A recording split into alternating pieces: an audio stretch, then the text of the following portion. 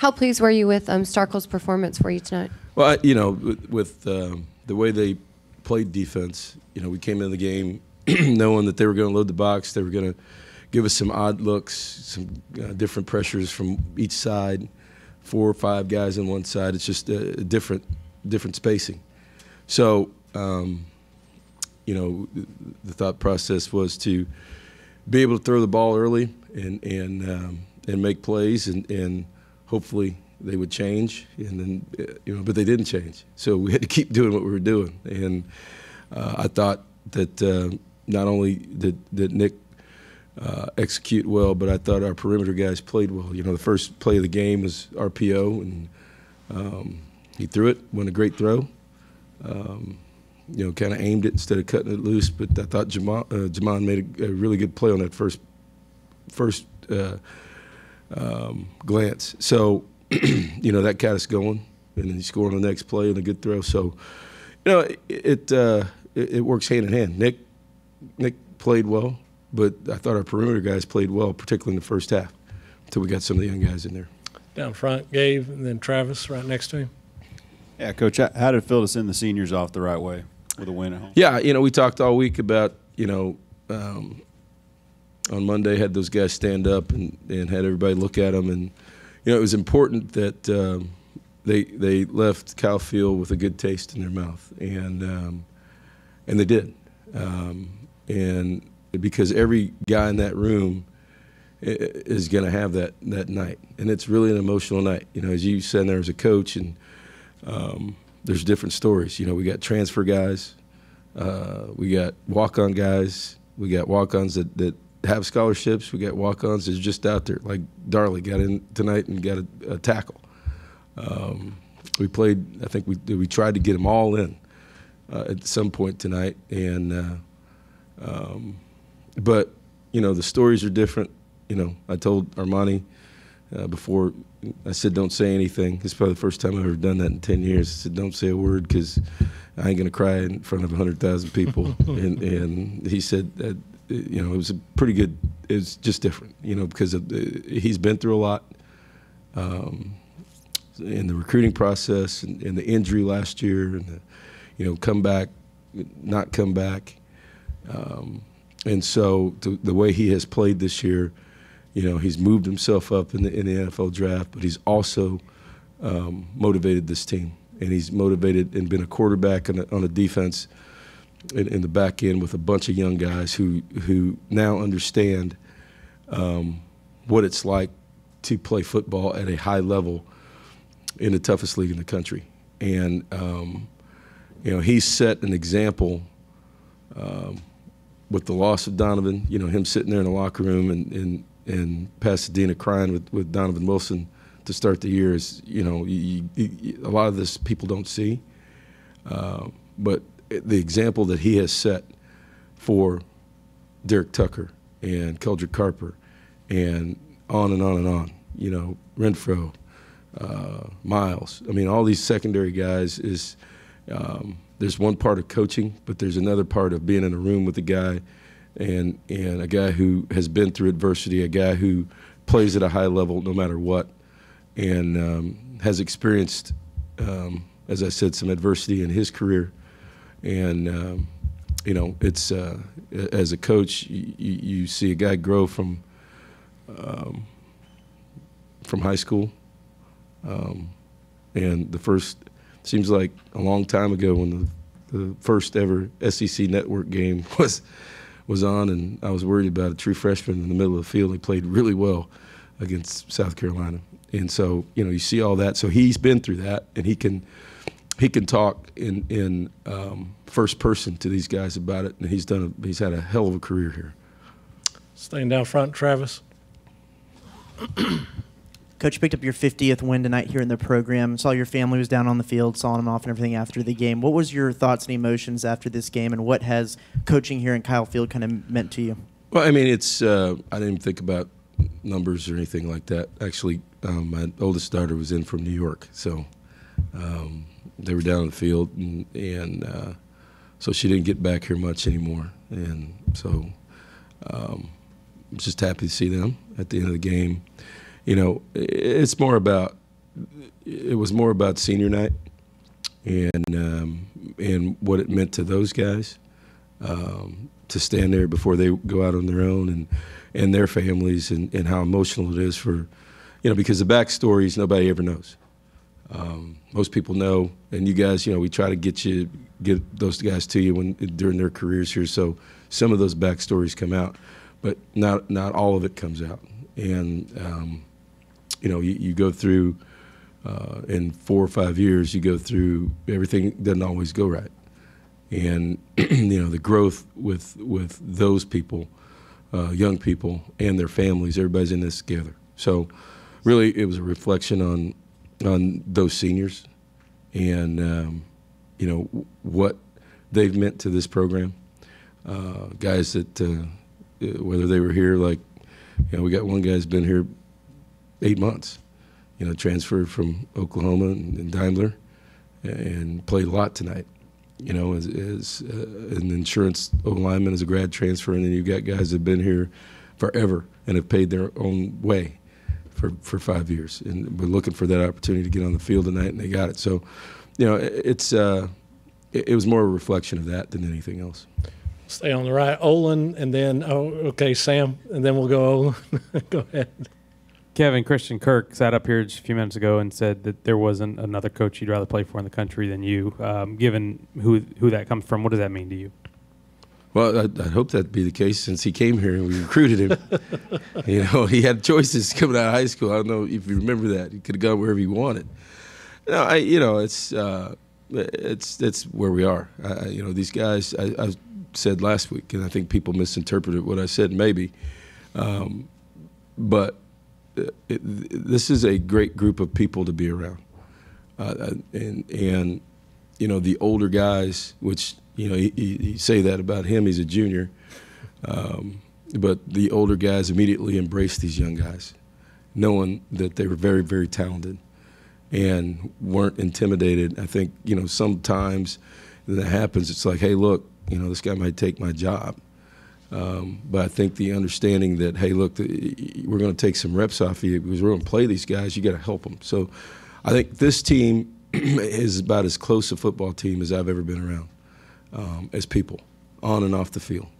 And because of that, there's a lot of trust in that locker room. There's a lot of trust with the coaches. There's a lot of trust with players, and it goes both ways. And so, because of that, I think there is a closeness that's probably a little bit different than it's been here in the last 6 years. Staying on right, Olin, then Christy. Yeah, hi, Kevin. Understanding, that your offensive play calling is going to react to what the defense does, but I was wondering, is there some thought to have Nick throw more and prepare for the for the 2 games that y'all have coming up that are where y'all might need him to throw more. So I guess what I'm asking was the fact that the games y'all still have coming up. Did that play into at all the way y'all approach this game with Nick? Not really. I kind of alluded to it last week. What I said is he had a broken ankle. You guys can do the math. We're not doctors, but any broken bone, 6 to 8 weeks, right? But depending on where it is, particularly if it's in a weight-bearing area, you got to be careful. And as a quarterback, with video, with virtual reality, all the tools that we have available, it's still not real time. And real time means practice. And when you have a broken ankle, you're not practicing. So when I said he was available, it was an emergency deal, but we weren't going to put him in harm's way. So, he basically went a large amount of time without any practice at all.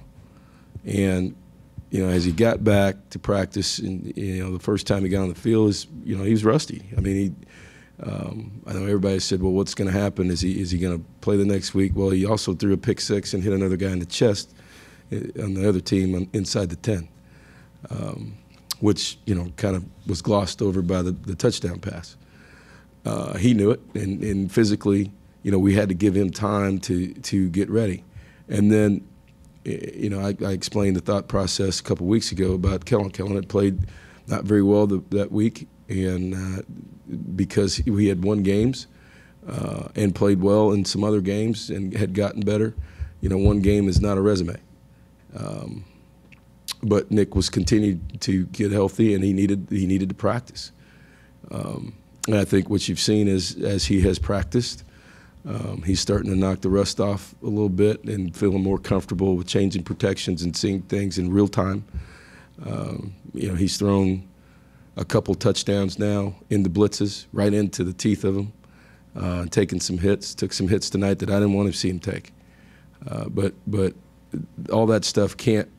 You don't get that on video, and you don't get that in virtual reality. You get that practicing and playing, and so, you know, he is getting better. You know, it's a shame because, you know, he really missed a month and a half at least of practice, and but the thought process was really about tonight and working on our game plan about you know, what was going to be successful against New Mexico, and then, you know, if they changed, being able to adjust, and they didn't change very much the whole game with their defensive philosophy, and so, you know, I would think that our offense, particularly in the first half, the guys who started the game had to gain some confidence coming out of that because of the style of defense that New Mexico played. Time for a couple more. Christy? Christian Kirk did a little bit of everything for you tonight, including blocking. What do you think about the fact that he'll do whatever it takes to help your team win? He's done that since he's been here, Christy. I mean, he's been, you know, that's why he and Armani are probably best friends. I mean, not probably, they are, but they approach it the same way. What I said about Armani Watts, you can just, you know, draw a line through Armani Watts and put Christian Kirk in there for what he's done for our offensive guys, particularly on the perimeter. As a leader, as a guy who's been through everything as a true freshman, a guy who had expectations that were off the chart when he got here and has lived up to them. Has had his ups and downs, was pressing a little bit this year. You know, I had a conversation with him 3 weeks ago, and I said, "You're trying to do too much, and you just need to relax and let the game come to you and be the Christian Kirk." You don't need to be Texas A&M football. You need to be Christian Kirk, and that'll take care of itself. And I think what you've seen him do is now play, and we got other people involved, and you know, he's an ultimate team guy. He'll block. He'll do whatever he needs to do. You know, and I think you guys have heard me say before, it's his off the field routine that is a real example to these guys of how he takes care of himself, what he eats. You know, I'm not into the liver smoothie deal, but I mean, that's a little rough for me. But he's looking for everything that he can to be the best he can be, because he wants to be the best at what he does, and he wanted to be more than just a return guy. And I think he's proving that he's one of the better players in the country. Second row, Damon, and then Zach over here on the left. Just a follow-up with that involving Christian. We saw how versatile, how dangerous he can be with the ball in his hands here.